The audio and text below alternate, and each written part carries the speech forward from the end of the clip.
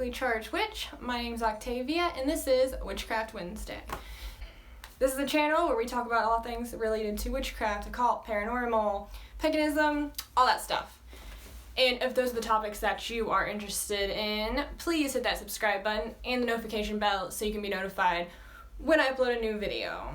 So, without further ado, we will jump into today's topic, which I wanted to talk about 10 tips for beginner witches. And I wrote everything down, so if I look down, that's why. I'm trying to remember, make sure I go in order, because I did try to record this like right before, and I forgot one of the tips, so then I'm just like, well, recording the whole thing again. And it's super hot. It is super hot in this house because I had to turn the AC off so you didn't have to hear it blowing constantly in this video. The things I do for you. Okay. Tip number 1. Constantly be taking in knowledge. If you know me at all on different social media platforms and on here, I am constantly preaching to be taking in knowledge, to be reading, get as many books as you can, watch YouTube videos, podcasts, everything, take in the information, learn, evolve, grow. Very important. But especially when you're a beginner witch, you need to make sure that you are researching things because, and like practical stuff too, like what herbs are poisonous? What can they do to you?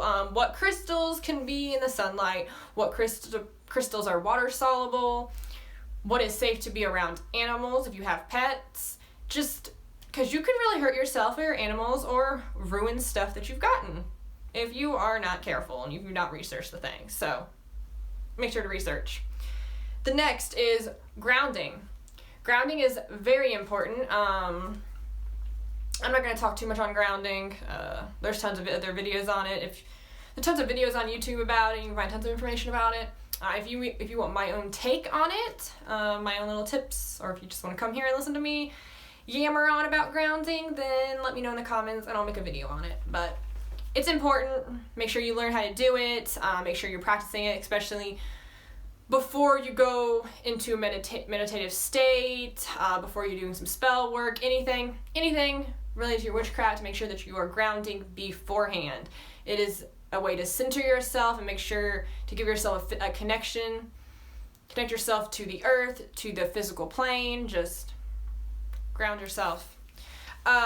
Leading into number 3, my tip for beginner witches is protect your energy. And this is not just when you are doing witchcraft. This is in your everyday life, especially if you're an empath. Protecting your energy is super important because we tend to pick up energies from other people, be it positive or negative energies. We pick it up and then it drains us. It drains our energy battery and it just can make you feel like crap. So, especially if you're doing like a reading for someone else, always make sure that you're kind of not only grounding yourself, but putting like a energy bubble around yourself, protective energy bubble, so you're not sucking in all of their energy and it's not like latching onto you. Because then it can also lead into making sure that you're not getting attacked by an energy vampire and all that. But yes, protect your energy, learn how to protect. Protection spells are really important too. Learning protection before you start doing anything else, very important. And number 4, creating your own spells or personalizing spells. I know that there are, in a lot of books, there's already pre-done spells, which you can use that. I'm not saying, oh, you can't use those. I just find that spells work better and you have a better connection to them and they feel more personal to you when you create them yourself or when you personalize them for you. And if you're worried about that, there are books on that. There is knowledge you can take in about that. You can watch YouTube videos on people talking about how to create your own spell. I can always do one if you guys would like. Let me know. But there's books on it too. I can also recommend books that talk about how to create your own spell. And again, if you're very new and you're worried about creating your own spell, personalize one that's already out there. Just take a bare bones of one spell and kind of tweak it to fit you personally. Obviously, that's what personalize a spell means, Octavia. Okay. Next, The next one I wanted to say is number 5. Don't feel pressured to always be practicing.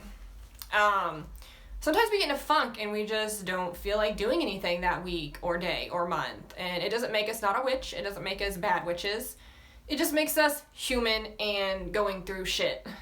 I am someone who struggles with a lot of mental health problems, and then I also have physical problems as well. Physical health problems. So I do not always feel up to doing stuff. I just don't. So if I felt bad and guilty for any time that I wasn't practicing, I would be guilty a lot. So I know I'm a witch. I believe it. I live and breathe this stuff. I might not always be doing spell works and be always at my altar doing stuff, but I'm constantly learning. Always always in the mindset of witchcraft and witches. Just always thinking about it. But you don't have to be doing that. You don't have to be doing spell works all the time, being at your altar. You don't even have to be taking in knowledge constantly if you're not feeling well. Do some self-care. Come back to it when you're in a good headspace, because you do not want to be doing anything like that in a bad headspace. Just don't do that. So don't feel guilty if you're not. You don't have to. Most people are not constantly doing something. It might look like they are on social media, but they are not. If they are, I want to know what kind of special sauce they're taking that makes them be able to just go and always be doing something, because maybe that's just what happens when you have Anyway, yeah, I would love to know if there's people that are actually practicing witchcraft every single day and just doing spell work constantly and just doing all this stuff. Like, you are perfect, and applause to you, because I can't do that and a lot of people can't, which is fine. Okay, off my soapbox. Next. You don't have to pick a path right away. I know there's tons of different witchcraft and magic paths that you can be taking, but you don't have to pick one right away.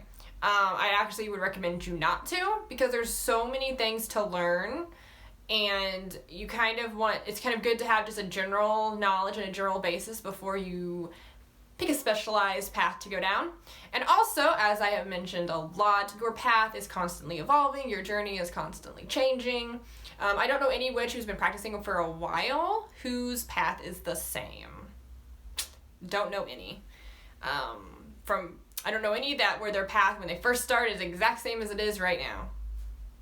You're always evolving, you're always learning, changing, your interests change, stuff like that. So don't feel pressured to already have it all figured out, because none of us really do. So number 7 is you don't need expensive tools. Again, something I talk about a lot. Not even just not needing expensive tools, but you don't really need any tools at all. But we're talking about specifically you don't need expensive tools. I know there's so many pretty things out there, especially you see them on Instagram and things like that, of all these fancy tools and fancy cauldrons, fancy athmays, like fancy herbs and herb blends and all this. You don't need that stuff. There is always a cheap alternative to anything that would be needed in a spell, or that you might want for your altar, or whatever, like what have you. You can find a cheap alternative. Or if you don't have any money at all and you don't have a means to get any of this stuff, again, you do not need anything. Your witchcraft comes within you. You don't need other stuff. It can just be fun to have it. And it can be a good way to center your energy and focus your energy. Okay. So, my last 3. And the next 2 kind of go hand in hand, so I'll just kind of read them back to back. Or, yeah, just read them all together.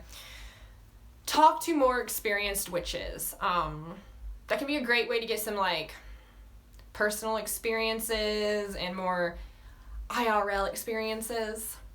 I actually have a friend who is not much older than me, but she's been practicing a lot longer than me. So I kind of like to bounce ideas off of her and to hear her opinion on stuff, and just, it's a great way to get information from more experienced witches. But this also leads to the second part of this specific point, and also leading into my 9th tip. Do not take what these experienced witches say as law, because there is not one way to be a witch. There not has to be one path to be a witch. No, you don't have to be just Wiccan. You don't have to just be all love and light. right, left hand path, all that. There's not one way to be a witch. If you think that, then go back to tip 1 and do more research. But really, you don't need. I will put a little card right here to a video I made, kind of like a little rant video about not taking all of your information from one source and how that can negatively affect your practice.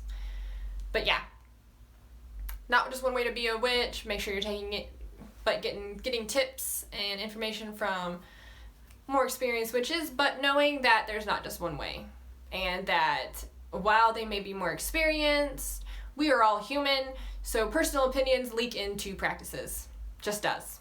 Okay, last but not least, your altar does not have to be elaborate, which kind of goes into number 7 about, fancy tools. But your altar doesn't have to be fancy, doesn't have to be elaborate, doesn't have to be this big production.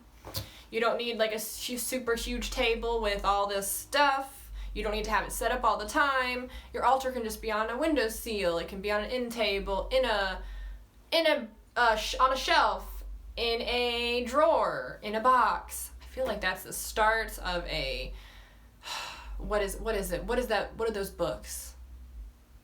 What are those rhyming books as kids that a lot of us read and listened to? Like Sam I Am. Green Eggs and Ham. I feel like I just made one up. Well, shit. What are those called? I know, oh my god, it's gonna bother me. What are those books? Dr. Seuss books. There we go. That sounded like this, me mentioning all the places that you could have an altar sounded like the start of a Dr. Seuss book. Hey, we need to contact them and be like, hey, create a Dr. Seuss book using rhymes about witches and witchcraft. Okay, I'm done rambling.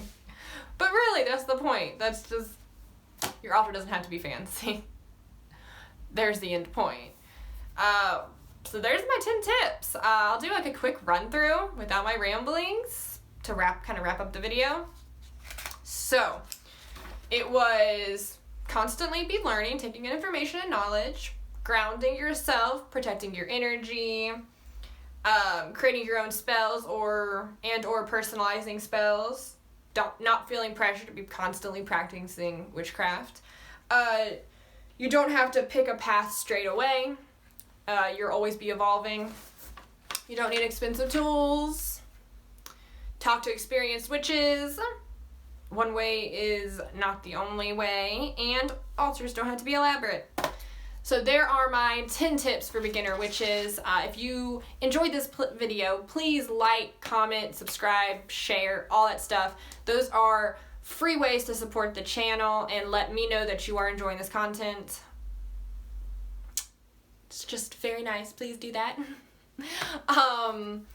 And that is all I have for you this week. I will talk to y'all next week. Bye!